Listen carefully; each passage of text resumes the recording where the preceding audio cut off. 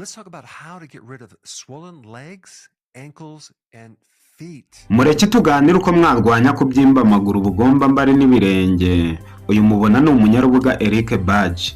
Nawe yari yarabyimbye ibirenge mu maso, amaguru n'ubugomba mbari. Avuga ko yahinduye regime agakira ibyo bibazo byose. Nkuko muri kubyitegereza, amaso ye yari yarabyimbye, ibi bibazo bimarana iminsi myinshi cyane. Avuga ko ibibazo by'imidindo yabiterwaga ahanini n'isukari nyinshi yari afite mu maraso. Igihe cyose ufite indwara y'imidido, uba ukwiriye kugenzura ikibazo cyihishe inyuma, kuko ikunze guterwa n'uburwayi bw'umwijima, impyiko, umutima, umuvuduko ukabije cyangwa se diabete. Noneho ikibazo si ukubyimba ibirenge, ubugomba mbari n'ubujana, ahubwo ikibazo ni gitera. Bana nanjye kugeza ku musozo w'iyi video maze nkumenera amabanga ahanga muri izi ndwara zose. Aho wageze ni kuri Muganga Desire TV, umuyoboro bagezaho ibiganiro byibanda ku buzima gusa. Nitwe ba mbere mu kubategurira ibiganiro bibarangira ibyatuma musubizwa ubuzima bwiza gusa.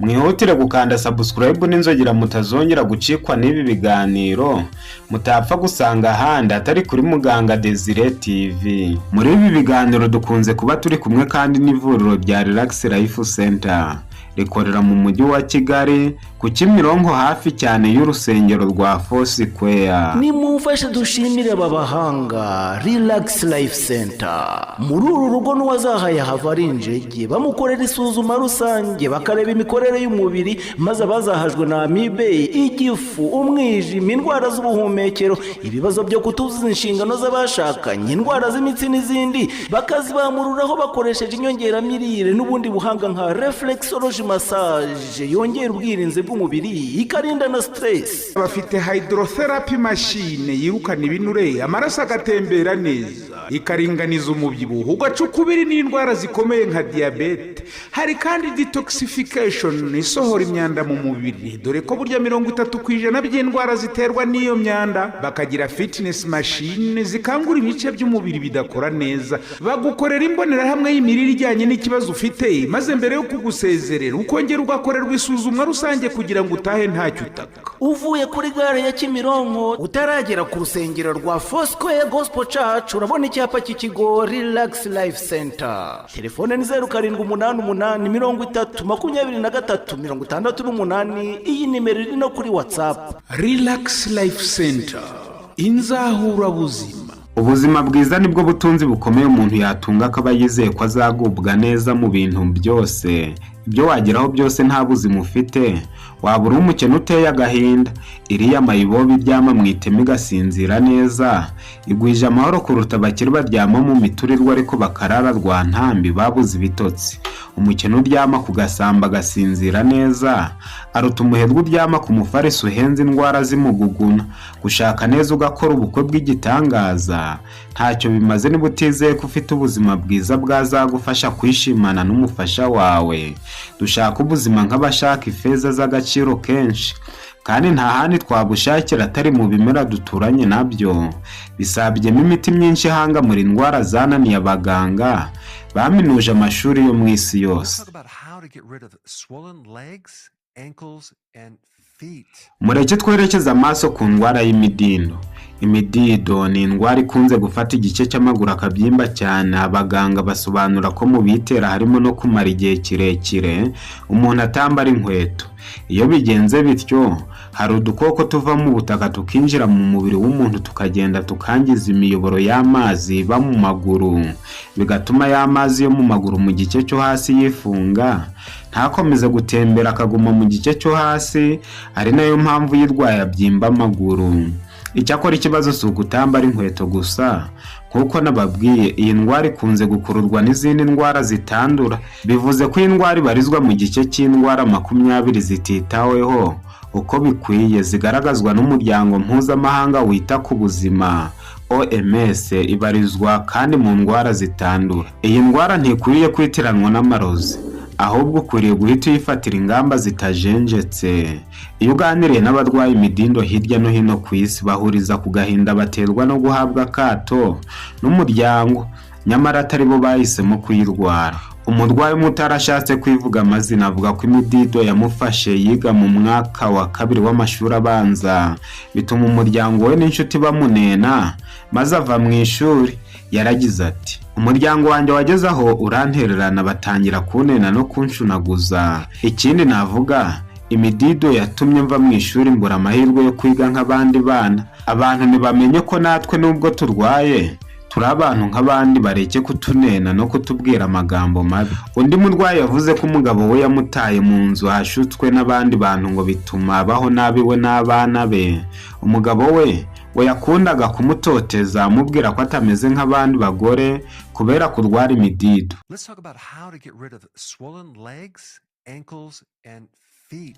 Tega amatwi neza nkumenera amabanga yo guca ukubiri n'indwara y'imidido hamwe n'izindi ndwara zose ziyitera. Kuzaniye umuti umwe gusa ugizwe no kunywa amazi y'akazuyaza kamurema indimu buri gitondo. Utarwaye diabete wavangamo ikiyiko cy'ubuki. Aya mazi akiza indwara nyinshi cyane, by'umwihariko indwara yo kubyimba ibirenge, amaguru, ubugombambari n'ubujana. Uyanywa buri gitondo ukibyuka igihe kirekire gishoboka kugira ngo uzabashe gukira neza. Urugero ni 1/2 cya litiro.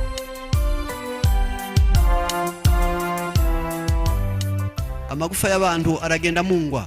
Urasanga bamwe bagwaye ya ruguru ibikanu bikababara, umutwe ukababara, abandi bakagwara igice cyo hepfo, bagatangira ibinyo mu birenge, yarangiza ugasanga akandagira ngo agasa n'ukandagira imishubi, yarambura akaguru kakamunanira, amagufa yarangiza udutenge tukabyimba, amava akabyimba, umuntu agacumbagira, agatangira guhengama. Yarangiza ibyo nabyo bikeneye ko abantu basobanukirwa. Ndaza kuvuga impamvu kugira ngo nubwo naba ari byo ndangirijeho gusa, ariko kuko ntavuze impamvu ntacyo naba ndi kwerekezaho. Kuki abantu barwara amagufa? Osteoporose, fragilité osseuse due à une déminéralisation du tissu osseux. Ati koroha kw'amagufa byaba bikomotse mu kubura imyunyungugu maze mu magufa dona au tissu osseux un caractère polé, maze bigatuma ibyari bigize amagufa bitangira kugabanuka. Le calcium est le minéral que le sujet perd de presser. Icyo umuntu aba yashimije cyane ni umunyungugu bita calcium. Noneho ukarangwa niki symptôme, ibiranga niki ko wagwaye amagufa? L'ostéoporose se traduit surtout dans les douleurs dorso-lombaires. Bamwe bararibwa rwose mu rukenyerero. On constate aussi des douleurs dans les grandes articulations. Umuntu akaba ashobora kuribwa mu ngingo, celle de la hanche par exemple, ko kuribwa mu itako. Il peut se produire des fractures spontanées. Wajya ukunda kuvunika kenshi. Les personnes de plus de 60 affectées de ces mal diminuent de taille. Iyo umuntu amaze kugira mu myaka 50 akagwara amagufa, umubiri we ugenda gutangira kugenda hombana. Déséquilibre hormonal lors de la ménopause. Dore impamvu ya mbere yabitera icyo bita cause ni igabanuka ry'imisemburo ngengamubiri, cyane cyane mu gihe umuntu ari gucura. Traitement corticoïde prolongé, nk'abantu baba barivuje nyine imiti karishye ko nk'ibyo bita cortisone igihe kirekire. Manque d'activité, hari abandi bagwara amagufa bitewe n'ubunebwe. Ou d'exercice physique, hari abadakora imitozo ngororangingo. Immobilisation prolongée, ko guhora wicaye igihe kirekire. Grande consommation de viande, nk'abantu barya inyama kenshi. Trouble intestinaux empêcha l'absorption de calcium. Nk'iyo umuntu akunda imvururu nyinshi mu mara maze akazimiza calcium bikaba nkeya, carence en vitamine, surtout la vitamine 2 et le phosphore. Hari abandi bagwara amagufa bitewe no kubura vitamine D nitwa phosphore. Ndagira ngo mbisubiremo. Iyo umuntu ari gucura akunda kugwara amagufa, abagomba gushaka za soya, akunda kubikoresha kenshi cyane. Igihe wavujwe iriya miti bita cortisone, nabyo ugomba kumenya neza. Igihe ukunda kwibwira ko abirabura bafite amakosa, sinzi kubakosora bizagorana, no kwibwira ngo iyo umuntu akuze cyangwa akize ngo ubwo cyambere cyo kwiruhura no kureka imirimo. Oya, imirimo ntabwo umuntu yayigenewe ubukene, ahubwo imirimo pas de mouvement, pas de vie. Iyo utinyagambura nta buzima uba ufite. Umuntu asabwa gutembera ngo nibura iminota 30 ku munsi kugira ngo amaraso ashyuhe n'amagufa ashyuhe, imyanda y'amasukari n'iy'amavuta isohoke, amagufa akomeze kuba meza. Gukora uzakore. Yarangiza ntabwo gukora ari ikimenyetso cy'ubukene. ahubwo ni ikimenyetso cy'ubuzima n'ubwenge. Niyo mpamvu kudakora biteshobora gutera umuntu kugwara amagufa. Hari abahora bicaye gusa byose nyine hamwe, niba utaramugaye hakiri kare ngo ubimenye impitagihe. Hari abandi nabo bavuga bati kuba nakize n'ukurya inyama cyane, oya intare ntirakira kandi ndo zitungo hereye mu ndanye kuva yavuka, oya kandi ntirama yarangiza, ndetse ingaruka ibikuramo mu mahoro make. Niyo mpamvu bavuze ngo proteine ziva mu nyama zinyunyuza calcium, yarangiza calcium amagufa karumba kandi agasonza ukiriho. Hepfo hari bati hari igihe amara yawe nayo yakora nabi maze calcium ntiyinjire, hari igihe waburi yari amavitamine. Rero wakora iki iyo urwaye amagufa? Ufata igikoma cy'uburo, igikoma cy'uburo ukagifata ukajya ku kantu kubuzi igifaransa, wenda bize mu gihe cyanje bakaba bazi igifaransa. Ufata kindi bitwa noix de coco. Aha mu cyongereza kubiga niho mwiga ibyo bita coconut. Ni igitunda mujye mubona bagurisha mu masoko gifite ubwoya gikomeye, ariko amajyambere yaraje ubu hariho bita coconut milk powder cyangwa se laine de noix de coco en poudre. Ufata ibiyiko bibiri byayo iyo fu nkuko bafata nido y'amata, ugashyira muri cya gikoma cy'uburo, ugafata utwatsi benshi bitateye ingufi ariyo bita time, ikiyiko kimwe cyayo, iyo fu yayo nziza yunguruye wakuyemo uduti, ugashyira muri cya gikoma hamwe na coconut milk, ukanywa buri munsi, ugakora iminsi 7. Hirya y'iminsi 7 ukazajya ubikora 4 mu cyumweru, uzakora ukwezi. Niba ari disike zahombanye zizaba zabyimbye kandi zatubutse zongeye kubyibuha.